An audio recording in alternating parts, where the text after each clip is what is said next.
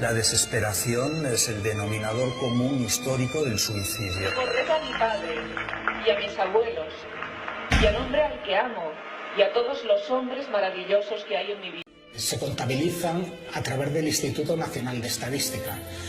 ¿Qué es lo que ocurre? Hay 1.500 muertos en accidente de tráfico, que no consta como suicidio, y unos 1.000 ahogados. Hay 1.900 precipitados que no constan como suicidio.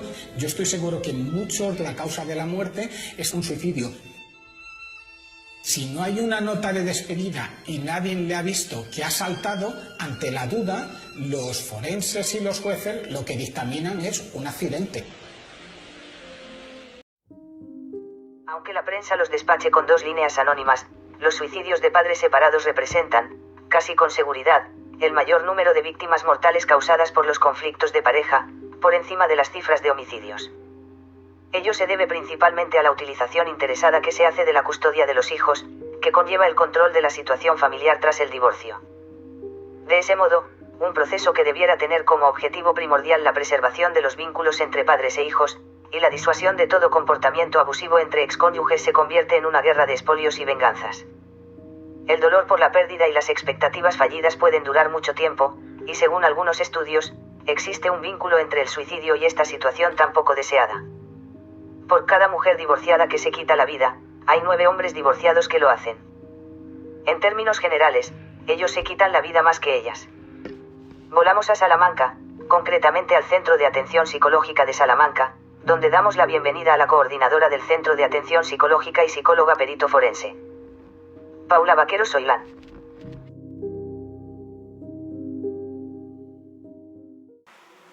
Muy buenas, Paula, ¿qué tal estás? Muy bien, gracias. Estupendo. Vamos a ver, lo primero que queremos dar es agradecer al Centro de Atención Psicológica de Salamanca que nos ha hecho un hueco en su agenda, porque la verdad es que está dificilísimo el poder contactar con ellos porque tienen muchísimo trabajo. Hoy vamos a hablar de un tema que podría ser tabú. Muchísima gente lo tiene presente, pero no quiere hablar de él. Vamos a hablar del suicidio. Paula, ¿por qué los hombres podrían estar en mayor riesgo de suicidio después del final de una relación? Buenas tardes, gracias por contar con nosotros. Y en realidad tiene mucho sentido lo que dices, porque sigue siendo un tema tabú para mucha gente. En el caso de los hombres, la separación, el divorcio puede ser una causa importante de suicidio, por el sentido que el suicidio al final es una pérdida, es como un duelo, pero la persona sigue ahí, con lo cual a veces es incluso más duro, porque la persona con la que yo quiero, con la que he pasado tantos años, de repente ya no quiere estar conmigo, he hecho algo mal. Es un cambio que implica para un hombre de repente tener que coger ciertas tareas que hasta ahora no tenía que hacer. Por ejemplo, ¿y ahora cómo me encargo yo de mis hijos? Hasta ahora se encargaba su madre. ¿Qué tengo que hacer? ¿Cómo se llama su profesor? Si me llaman del colegio, ¿qué hago? ¿Tenía mi hijo que tomar esta medicina o esta otra? Eso a los padres les causa mucho estrés y al final pueden acabar con esos sentimientos de inutilidad que pueden llevarles a tomar este tipo de decisión tan drástica.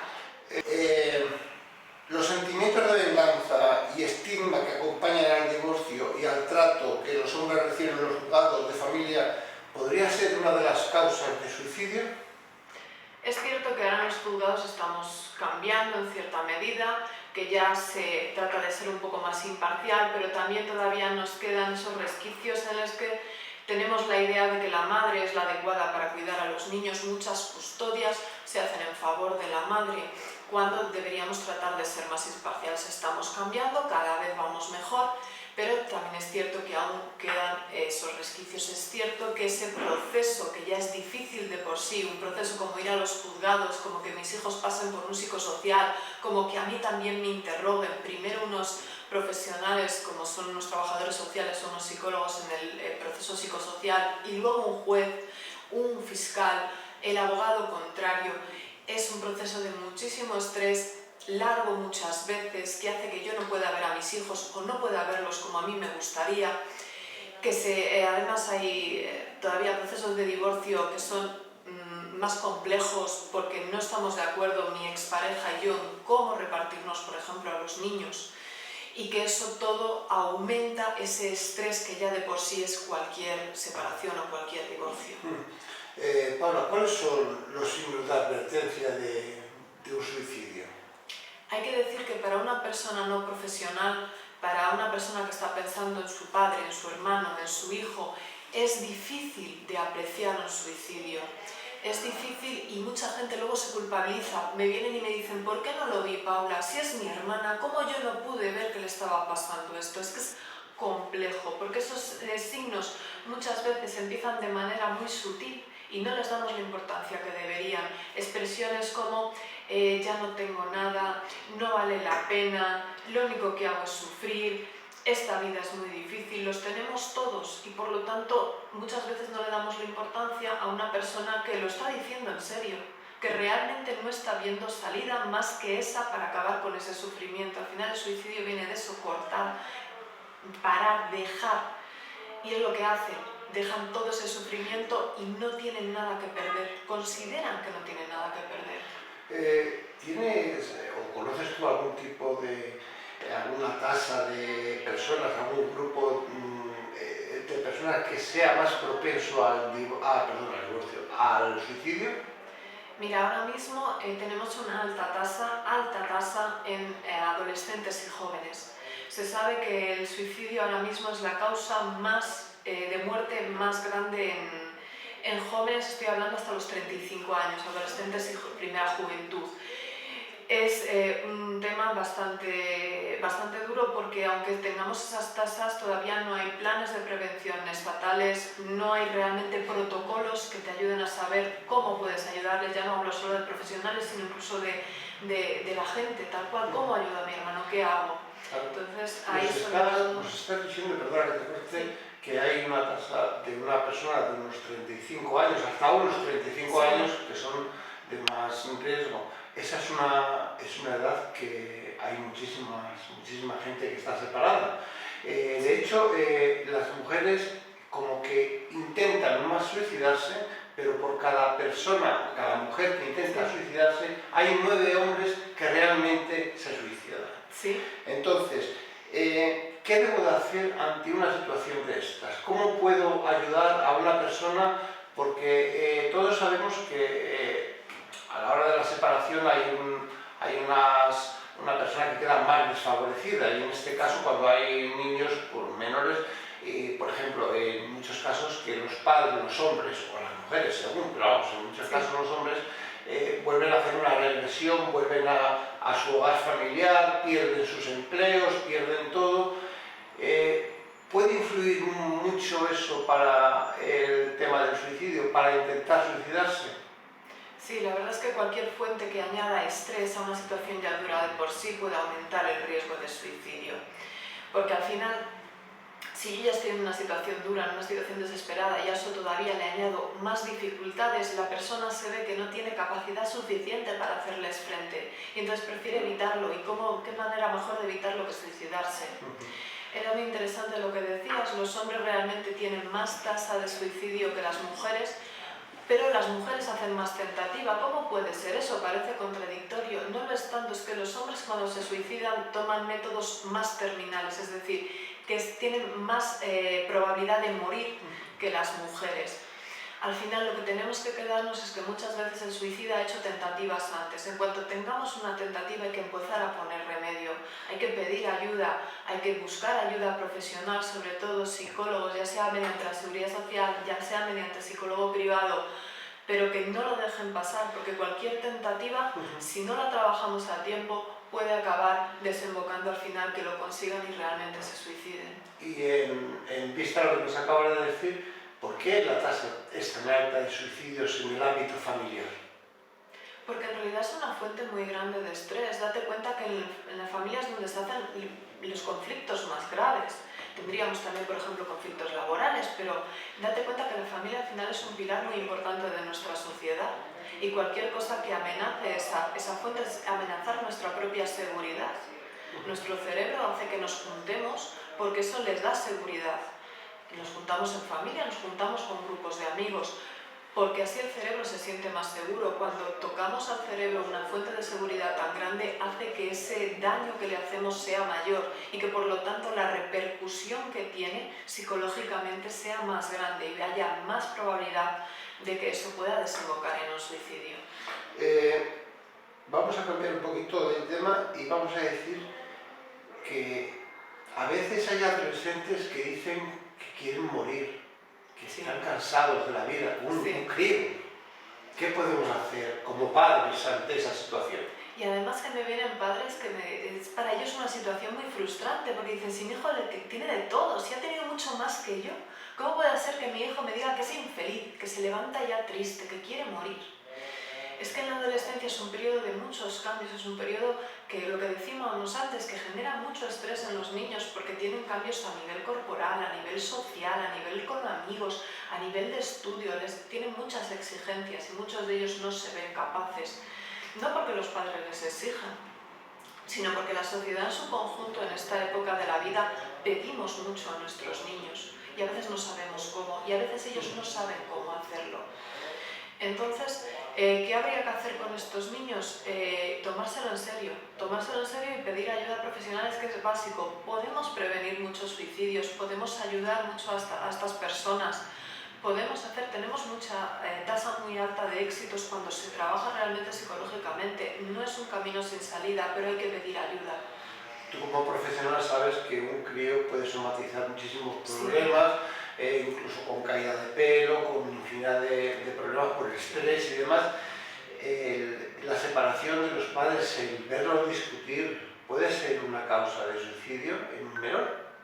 Totalmente, al final lo que yo tengo con mis padres es mis figuras de referencia, es en los que yo me fijo, son mi seguridad. Un niño, un chaval, depende totalmente de esos padres, depende económicamente, pero también depende como apoyo psicológico, como apoyo emocional.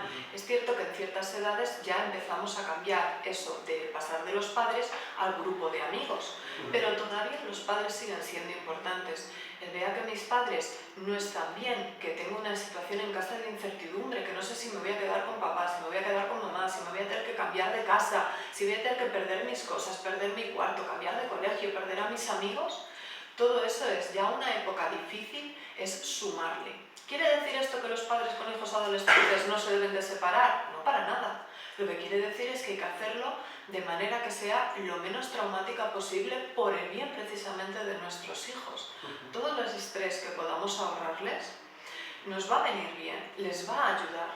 Entonces siempre tratar de que dentro de lo posible esa separación, ese divorcio sea de la manera menos traumática y con el menor conflicto. Y si hay conflicto, que eso esté aparte de los menores, que eso esté aparte de los chavales. Es decir, yo puedo discutir con mi pareja todavía o con mis parejas, pero eso no lo tienen por qué sufrir los adolescentes, no lo tienen por qué ver.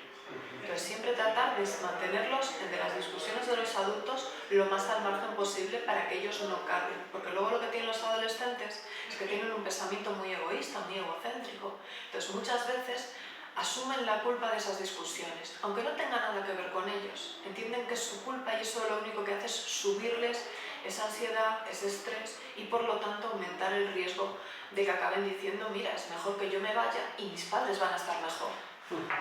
Y ya para concluir, haciendo un resumen, ¿cuáles pueden ser las causas principales del suicidio? Las causas principales del suicidio son aquellos acontecimientos vitales que me causen un gran estrés. Dependiendo de la edad, por ejemplo, y a veces incluso pensamos que son solo los negativos, pero a veces los acontecimientos supuestamente buenos también pueden ser fuente de estrés, curiosamente. Estás pensando ahora mismo en la edad madura, en la edad adulta, incluso en la tercera edad, la jubilación. Mucha gente dice que la jubilación, mira, bien, dejas de trabajar, tranquilo, pero una persona que lleva activa 40 años, 50 años, de repente pararla y decirle que tiene que estar todo el día quieto, eso le genera un gran estrés. Sobre todo si no tiene algún hobby o no tiene un buen grupo de amigos que le puedan llevar a hacer otro tipo de actividades. No quiero decir con esto que para todo el mundo la jubilación sea estresante, pero sí es cierto que puede ser una figura. Otra, como decimos, en la edad madura, por la que estamos hablando, la separación, el divorcio. En los adolescentes, pues el tener que cambiar de grupo de amigos, el sufrir bullying, el sufrir acoso.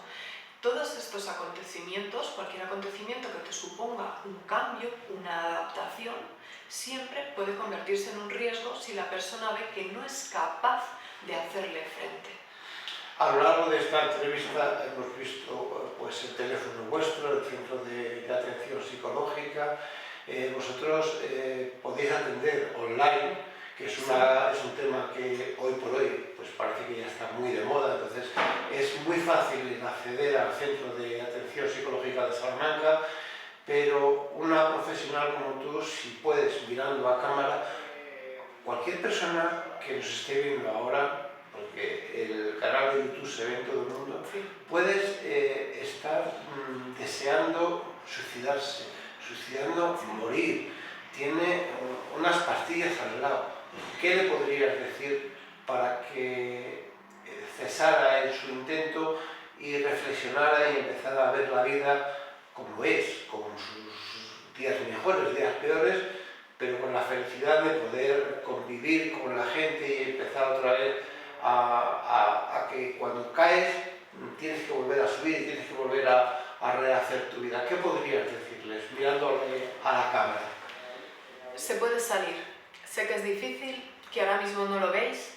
Sé que se pueden pasar momentos muy duros, que piensas que no tienes nada y que lo mejor es acabar con todo, pero se puede salir.